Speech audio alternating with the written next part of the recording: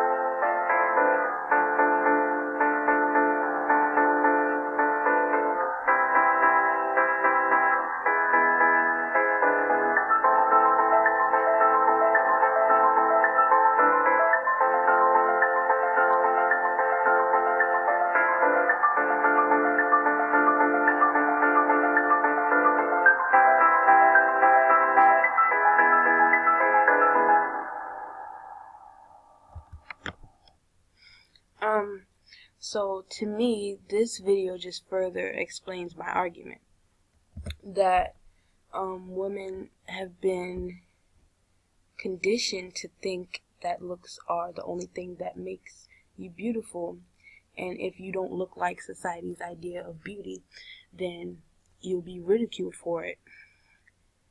And this also shows that the amount of lengths that women actually go through to look beautiful and to feel beautiful and to get, compliments from people, when in actuality they don't need any of that. They just need to feel beautiful themselves and love who they are.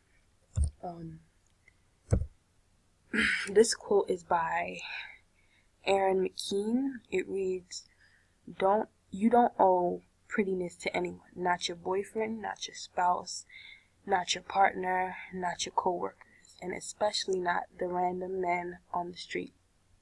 You don't owe it to your mother, you don't owe it to your children, you don't owe it to civilization in general. Prettiness is not a rent you pay for occupying a space marked female.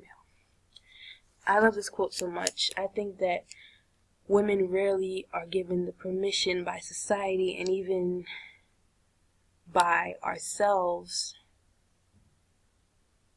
to be anything other than the standard or the ideal, society's idea of beauty. We're rarely given the permission to be our own beautiful. This other quote is by Miley Cyrus. It reads, Beauty is the enemy. We try to conquer not feeling beautiful all our lives. It is a battle that can't be won. There's no definition of beauty. The only way to achieve beauty is to feel it from inside without breaking down into individual features. I think that when she says that beauty is a battle that can't be won, to me this means that if you have insecurities about yourself and you don't accept it, you're always going to want to try to change them. For example, you may get cosmetic surgery. And a lot of people feel like, I would be beautiful if only this were a little bit smaller, or maybe this were a little bit bigger. And if you do get the surgery done, you might feel a little bit better about yourself. But after a little while, you're gonna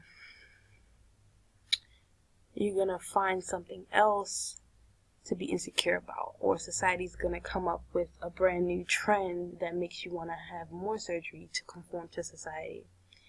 And then you're just in this never-ending cycle of trying to fix the things that you're insecure about, when in actuality, instead of putting that much time and effort into trying to change it, you should be putting that time and effort into, finding a way to love yourself and not care about what society thinks is beautiful, but care about what you think is beautiful. And, loving and accepting your own flaws.